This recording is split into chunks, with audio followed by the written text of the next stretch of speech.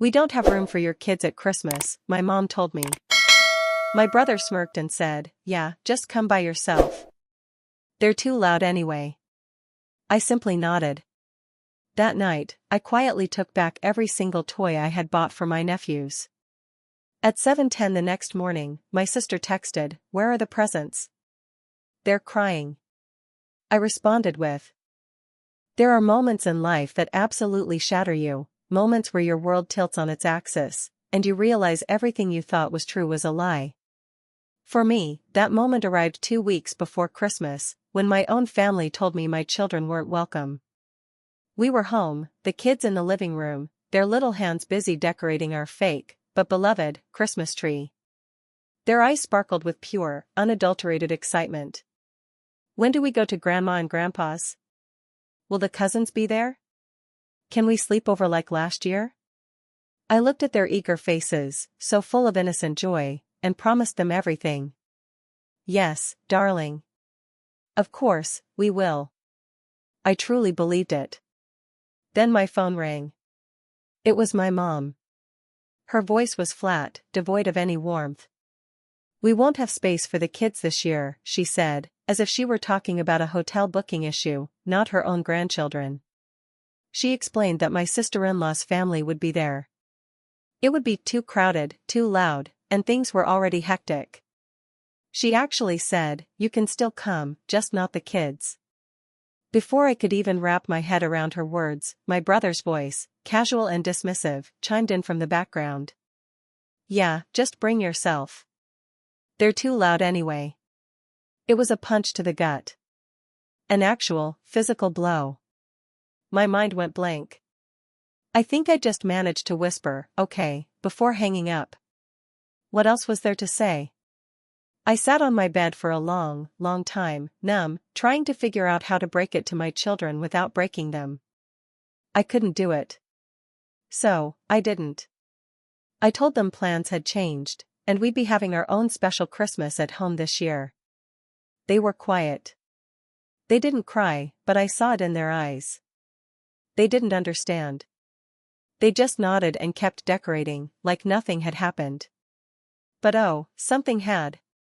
And here's the part that twisted the knife even deeper: I had already delivered all the gifts. Just a week earlier, I'd dropped them off at my parents' house, keeping them out of sight from my own kids. I always went all out for Christmas. It wasn't about showing off, it was how I was raised. If you love people, you show up for them. I'd bought my nephews what they'd been begging for all year: a Nintendo Switch for the youngest, a refurbished iPhone for the oldest. I'd wrapped boxes of puzzles, Lego sets, action figures, crafts, even those little extras like socks, candy, and Christmas books. I thought I was doing something good. That night, after the call, I couldn't sleep. My mind replayed their words: too loud, too crowded, just background noise. How easily they had written off my children. Around 10:30 p.m., something inside me snapped. I got in my car and drove back to my parents' house. I still had a spare key. The house was dark, everyone asleep. I let myself in, went straight to the dining room corner where I'd stacked the gifts, and took every single one. They hadn't even bothered to move them. They were still sitting there, like forgotten donations. I packed them into my trunk, quietly closed the door, and drove home. I didn't tell my kids. I didn't tell anyone. Christmas morning arrived, and with it, at exactly 7:10 a.m., came the text. From my sister. All caps. "Where are the presents? They're crying." I stared at it for what felt like an eternity. Then, I typed my reply: "I brought myself, remember?" I waited. Nothing. No reply from her. Not from my mom. Not from my brother. They had meticulously set up their entire day, expecting me to fix everything, just like I always did. I was the one who brought the food, the gifts, the sparkle. I was the one who paid for the rental car my sister used every Christmas to get home. I helped with their bills. I let my parents use my card for groceries, gas, whatever they needed. I never kept track. I just gave. And all it took was one phone call for them to make it abundantly clear that my kids weren't welcome. They had no idea that the presents were just the beginning. The day after Christmas was eerily quiet. No texts, no calls. Not even the usual passive-aggressive "hope you had a good day" from my mom. They were probably stewing, pacing around, whispering about me, completely bewildered about what went wrong.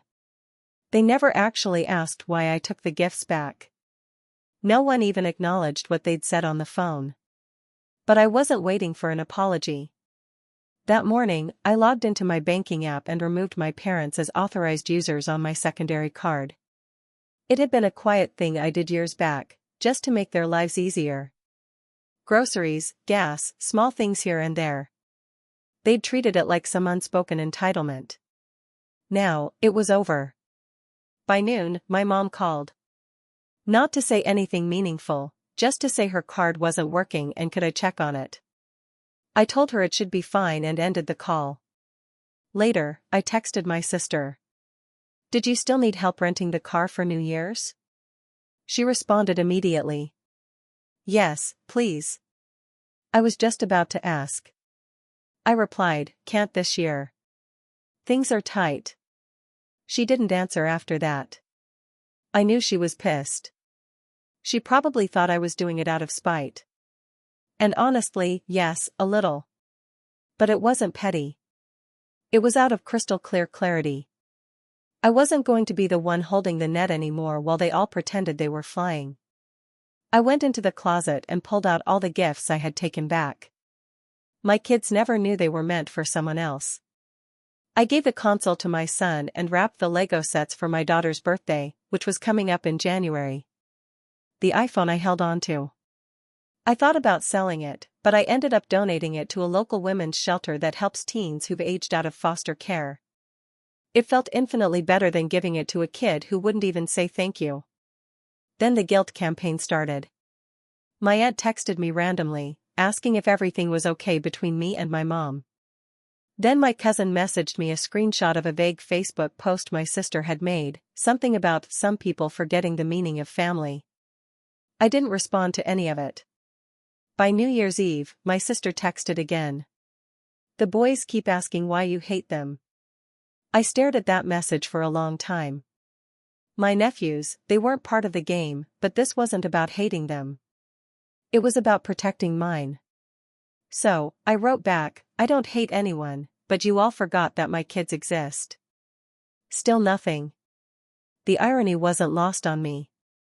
My ex-husband, who lives 3 states away and has always been hit or miss, managed to send our kids a big package, wrapped gifts, thoughtful cards. He even included a handmade ornament with their initials. It arrived late, but it arrived. They were thrilled. Meanwhile, the people they saw every single year gave them nothing. Not even a phone call. Not even a card. That was the moment I knew. I wasn't going back. Not next year. Not ever. They were so used to me filling in every gap, they never noticed when I started taking things away. But they were about to. The fallout wasn't loud. That's what surprised me. No dramatic confrontations, no screaming matches. Just a slow, agonizing silence, like a fabric unraveling stitch by stitch. A few days into January, my mom finally called again. Her voice was normal, too normal. She asked about the kids, asked how our Christmas was, like nothing had happened, like she hadn't disinvited them. I answered politely, kept it short. I didn't bring it up, and neither did she. That was their favorite trick, pretend the wound doesn't exist, then act confused when you start limping. She ended the call by saying she hoped we'd come over soon. I said I'd think about it. I didn't. I think they assumed it would all go back to normal once I cooled down. That's how they talked about me, emotional, dramatic, sensitive. All code words for stops giving when she gets tired of being used. That month, I didn't send over the usual money for Dad's medications. He didn't call. My mom did. She said something vague about insurance issues. I told her the pharmacy could help her figure it out. She didn't say anything after. that. I think it finally hit her that the card was really off, that the faucet was dry. My sister texted me 2 weeks later, asking if I'd watch her kids for the weekend so she could go to a wedding. I just responded, no, sorry. No excuse, just the truth. Her reply was one word, wow. A week after that, my brother's wife sent me a message. She said she wasn't trying to get involved, but that the kids were really sad and that everyone misses you. No mention of what had happened. No ownership, just guilt dressed as concern. I didn't respond. I was spending more time with my own kids than I had in months. Not rushing around to make everyone else's life easier. Not burning money and energy on people who didn't even like my children in the room. We made hot cocoa every other night, played the Switch, took long walks around the neighborhood. I watched them settle into something peaceful. They looked like they finally didn't feel like second-class citizens in their own family. One night, my daughter asked, "Why didn't we go to Grandma's this Christmas?" I said, "Because it wasn't a place for us this year." She thought about it for a second and said, "That's okay. I liked our Christmas better." And that was it. No tears, just truth. Meanwhile, cracks started forming in their perfect family machine. I heard through a cousin that my sister's car broke down and she couldn't get to work, that my parents had been asking around for help with bills, that my brother's wife was complaining about how everything's fallen on us lately. They were starting to feel the weight, the kind I used to carry without them even noticing. Every little thing I used to do quietly had been holding up a lot more than they realized. Without me, the whole showed. But none of them called to say sorry. None of them said, "We were wrong." And now I wasn't just gone. I was watching. And I was done playing dumb. By mid-January, things started getting oddly transactional. The silence was over. Not with apologies or reconciliation, but with Venmo requests. Random, unspoken requests from my mom. $25 here, $50 there. One was labeled "for gas." Another said, "We need food." She never texted or called to explain, just sent the request like it was still December and I was still playing my role. I didn't send a dime. A week later, my phone rang. My mom. She sounded pleasant at first. Too pleasant. She asked about the kids, what they were up to, how school was going, like we hadn't just spent Christmas divided by an invisible wall that she built. I let her talk. Then she said, "By the way, I sent a couple Venmo things. Did you see them?" I said, "I did." She paused, expecting me to offer something. When I didn't, she tried again. "Things have just been a little tight lately." I said, "Do you remember what you told me before Christmas?" She didn't answer right away. Then came the inevitable excuse. I didn't mean it the way it sounded. It was just going to be a lot of people this year. We were trying to keep things simple, right? Simple. And apparently, the simplest way to make space was to remove 2 children from the equation. I told her I wouldn't be helping out anymore, financially or otherwise. She gave one of those tight, breathy sighs, then said, "Well, I hope this isn't permanent. We're still family." I didn't say anything back. I think we both knew the answer already. Then, a few days later, something truly sickening happened. My son came into the kitchen holding his tablet, looking a little confused. He asked, "Why did Uncle Tom say Santa doesn't like us?" I froze. "What are you talking about?" He showed me the screen.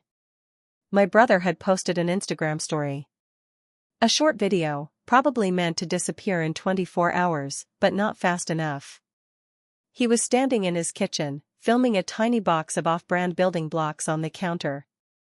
He said, "Guess this is what Christmas looks like when someone decides to play the Grinch." In the background, his wife laughed and said, "Next year, we'll just tell the kids Santa's allergic to drama." My blood ran cold. They didn't say my name. They didn't have to. They made my kids the punchline in some petty online joke. Turned a family betrayal into content for their friends. My children were excluded, and now they were mocked for it. And it reached them through a screen they weren't even supposed to be watching that day. That night, I went into our old family group chat, the one where we used to plan holidays and birthdays and text each other random memes. No one had said a word in it since December. I sent one message, "You can unfollow me in real life, too." Then I left the chat. No one followed up. Not one call, not one message, not even a half-hearted defense. But here's what they hadn't thought about. I still had all their tax paperwork. Every year, they sent me their W-2s, their receipts, screenshots, and login info. I'd file everything, help them get better returns, fix their mistakes. They never even learned how to do it themselves. My sister had already mailed hers like clockwork the first week of January. A manila envelope with her scribbled note, "Can you do it by the 20th? Need the refund ASAP." I slid it into a drawer and didn't touch it. No message, no warning, just nothing. Let them figure it out this year, or don't. Because what they never realized is that I wasn't just the one who brought the gifts. I brought the knowledge, the money, the support, the stability. I was the invisible infrastructure they all leaned on, and they took it for granted because I made it look easy. Now, piece by piece, I was dismantling it all. Quietly. Thoroughly. And they were starting to feel it. February came and the air shifted. It wasn't dramatic. It was the kind of change that creeps in slowly until suddenly it's undeniable. My sister texted me first. No greeting, just, "Hey, did you file yet? My refund usually hits by now." I stared at it for a minute, then put the phone down. She waited a day before following up. "Mary, I really need it. I have rent coming up. Can you at least let me know what's happening?" I replied the next day. "I didn't file anything this year. You'll have to do it yourself." She responded in under 5 minutes. "Are you serious? Why wouldn't you tell me that earlier? I've been waiting weeks." I didn't reply. Not because I was being cruel, but because I had nothing left to explain. She'd never said thank you when I did it. Not once in the 7 years I handled her taxes. Not one gift card, not one kind word. Just expectation. Just assumption. 2 days later, I got a call from my dad. That was unusual. He opened with small talk, asking about the weather, how work was going, if the kids were doing all right. I knew it was coming, so I just waited. Then he said it. "I heard you're not helping with taxes this year." I confirmed it. He went quiet, then said, "We've always relied on you for that stuff." I asked, "You mean the same way my kids rely on having family who want them around?" Silence. Eventually, he said, "Your mom didn't mean to upset you. Things just got messy with the holidays." But I wasn't angry anymore. Not really. I'd passed that stage. I just didn't trust them, and I didn't owe them the stability they never gave me or my children. I told him I hoped they figured things out and that I had to go. That week, I got an email from my brother's wife, of all people. Formal tone, subject line, "Help." She explained that they were trying to refinance the house and needed help organizing financial paperwork. Said I'd always been the one to handle stuff like this. Then, casually at the bottom, she added, "It'd be great to get that iPhone back if you haven't already sold it. It was meant for Tyler and he's been pretty upset." I reread it twice, wondering if she was being serious. I didn't respond. They thought all of this was temporary, that I was just being emotional, that eventually I'd get over it, come back into the fold, pick up the slack again. But what they didn't realize was that I was watching them learn how to drown. My mother's friend, a woman I barely knew, messaged me a few days later. She said she'd heard there was drama and hoped I wouldn't let a misunderstanding ruin things. That family is everything. I didn't even answer that one. But something strange happened near the end of the month. A package arrived for my kids. No return address, just a stack of books, some candy, a card that said, "You are so loved." Inside, there were two $100 bills tucked between the pages. My son thought it was from my ex again, but I knew it wasn't. His gifts always came through Amazon. This one felt more personal. Maybe it was someone in the family finally realizing how far they pushed. Or maybe someone saw the way the tide had turned. My kids were okay. They were more than okay. They were thriving. Because for the first time, everything they were given came from someone who chose them. The people who used to ignore them were now struggling, scrambling, missing tax deadlines, losing access to money, asking for help in ways they never had to before. And all I did was stop giving. No warning. No fight. Just absence. And absence, it turns out, is louder than anything I ever could have said. By March, I realized something strange. I hadn't cried once. Not when they excluded my kids. Not when I pulled the gifts out from under their tree.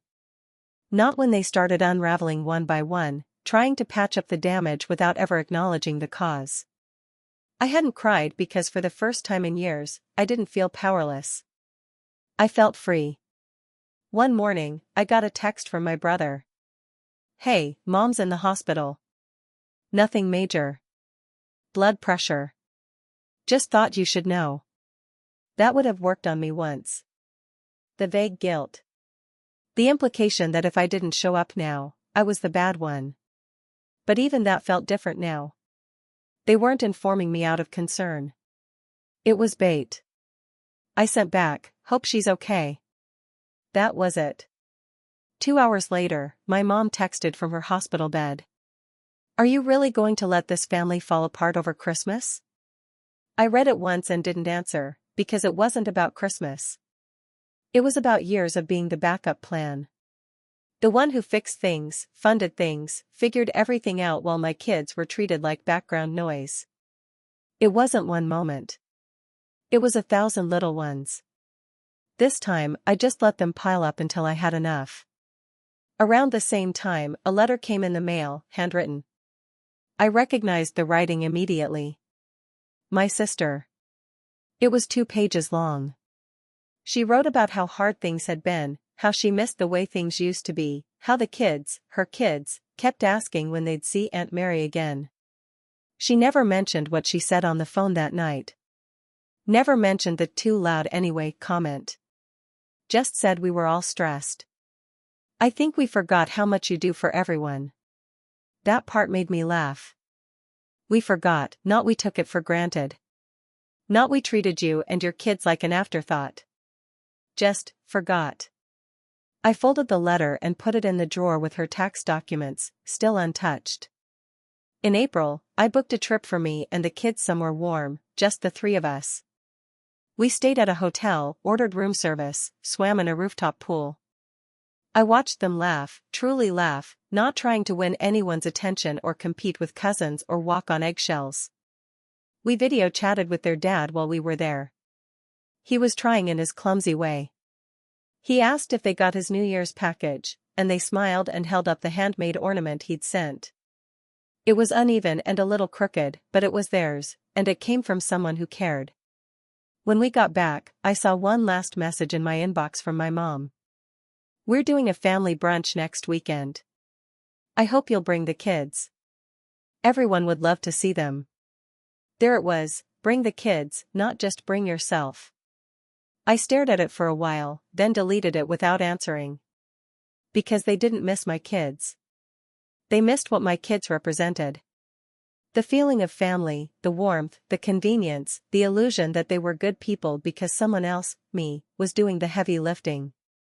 I had already spent years building a bridge. They lit it on fire. And now, even as they watched the smoke, they still hadn't learned how to build anything themselves. I wasn't angry anymore, just done. The door didn't slam. It didn't even creak. It just closed, and stayed that way. For weeks after that brunch invitation, I half expected another call, another text, some dramatic attempt at reconciliation. But nothing came. It was as if they had finally realized that their old tricks no longer worked.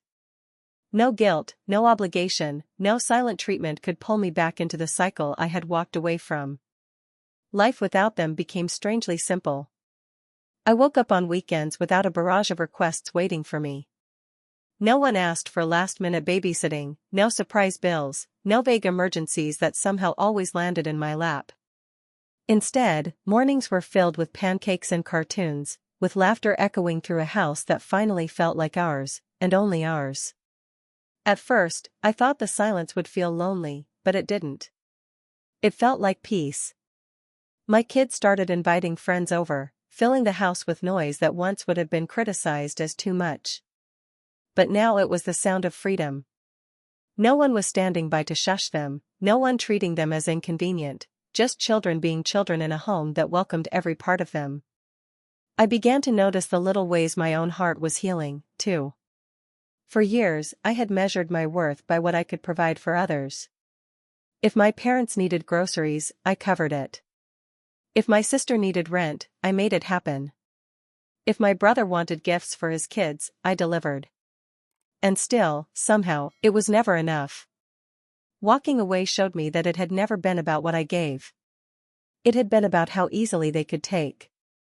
And when the taking stopped, the silence began. I started saying yes to myself in small ways. Yes to a quiet evening with a book after the kids went to bed. Yes to treating myself to a new pair of shoes without wondering whose needs I was supposed to prioritize instead. Yes to putting money into savings rather than draining it to keep others afloat. These weren't extravagant choices. They were ordinary, but they were mine. My kids noticed the difference, too. They began to trust that Christmas or birthdays or even just random Tuesdays were about us, not about whether extended family would approve or include them. My son no longer asked if grandma would like his drawings. My daughter stopped rehearsing little performances in hopes of impressing an uncle who never cared enough to clap. They stopped waiting for validation that was never coming and instead found it here at home, in the love we had for each other. Months passed, and spring turned into summer. Family news still trickled in through cousins or the occasional social media post. I heard about missed mortgage payments, about my sister juggling jobs after her car finally broke down for good, about my brother's wife venting online that some people don't understand loyalty. But none of it came directly to me. They had stopped asking, and in their silence, I found a strange kind of confirmation. They had always seen me as a resource, not a person. One afternoon in June, as I sat watching the kids run through sprinklers in the yard, I realized just how much lighter I felt. The constant hum of dread, the fear that at any moment someone would demand something of me, was gone. In its place was calm. For the first time in decades, I wasn't carrying anyone else's load.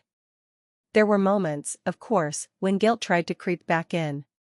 Nights when I remembered my nephews' faces, or when I wondered if my parents were sitting in their house blaming me for the fracture. But every time that ache started, I reminded myself, I didn't break the family.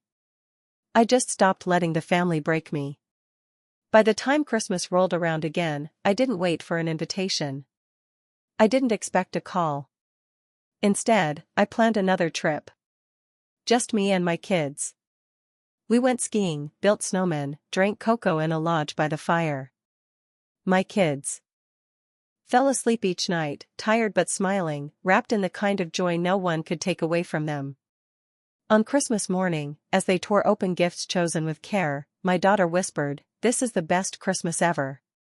And my son, grinning through a pile of wrapping paper, added, "And no one said we were too loud." That was the moment I knew, with absolute certainty, we were free. Not free from family entirely, but free from the version of family that had asked us to shrink, to sacrifice, to disappear. Free from people who loved what I gave, but not who I was.